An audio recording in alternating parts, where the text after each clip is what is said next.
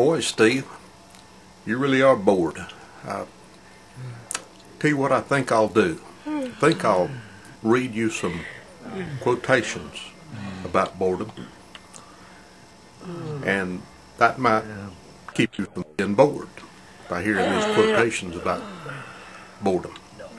There was a fellow named Aldous Huxley who said that your true traveler finds boredom rather agreeable than painful.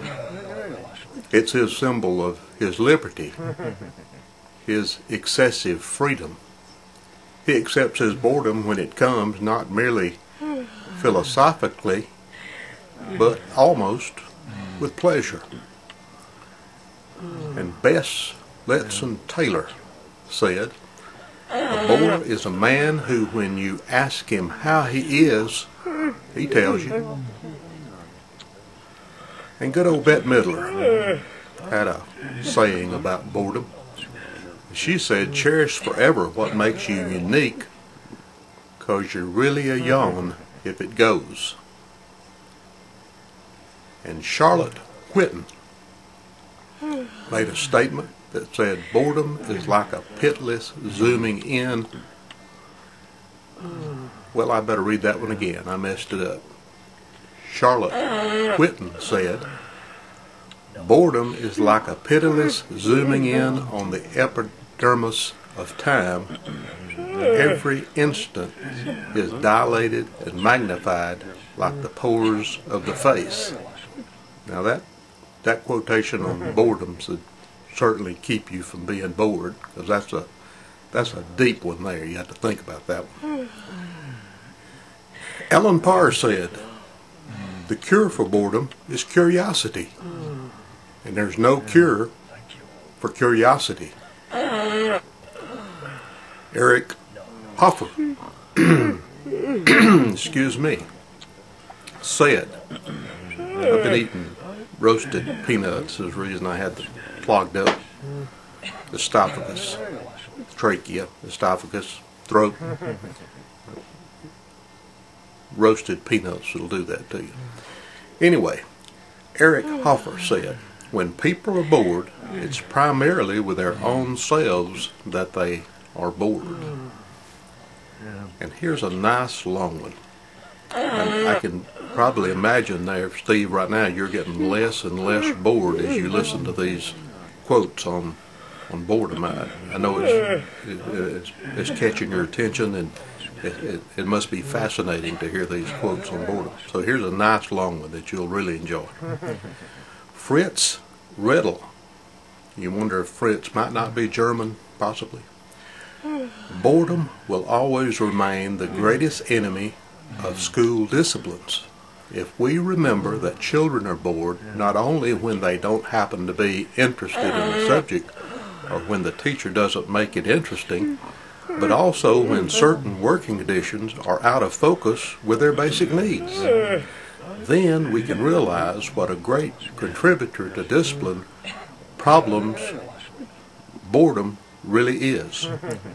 Research has shown that boredom is closely related to frustration, and that the effect of too much frustration is invariably irritability, withdrawal, rebellious opposition, and aggressive rejection of the whole show.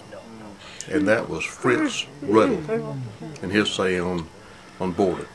And I really got a lot out of that one. I know you did too. President George Bush has made a statement on boredom. This should really perk up your attention when it comes from the leader of our country. George Bush said, "What's wrong with being a boring kind of guy?" Leo Tolstoy said, "Boredom, the desire for desires." Now that's a good one there by Tolstoy. Said, "Boredom, the desire for desires."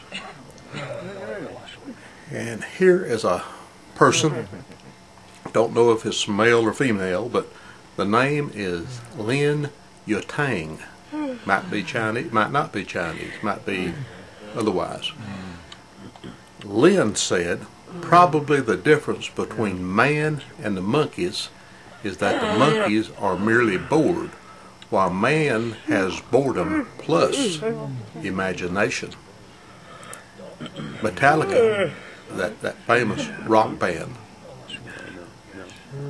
they see boredom as boredom comes from a boring mind. Metallica is definitely not boring. Saul Steinberg says about boredom, the life of the creative man is led, directed, and controlled by boredom. Avoiding boredom is one of our most important purposes. Sir Cecil Beaton, Sir Cecil said this, perhaps the world's second worst crime is boredom. The first is being a bore. This person is Soren Kierkegaard. I don't know whether I got that last name right, and it probably doesn't really matter. But Soren Kierkegaard said of boredom, since boredom advances and boredom is the root of all evil, no wonder then that the world goes backwards, that evil spreads. This can be traced back to the very beginning of the world. The gods were bored, therefore they created human beings. Think about that one.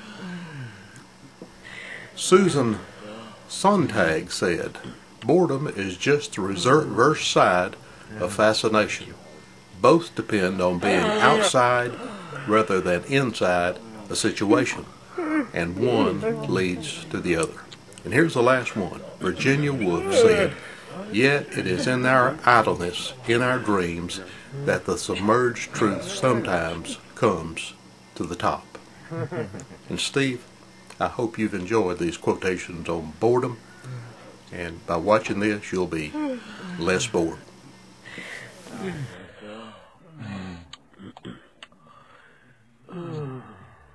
Yeah, thank you.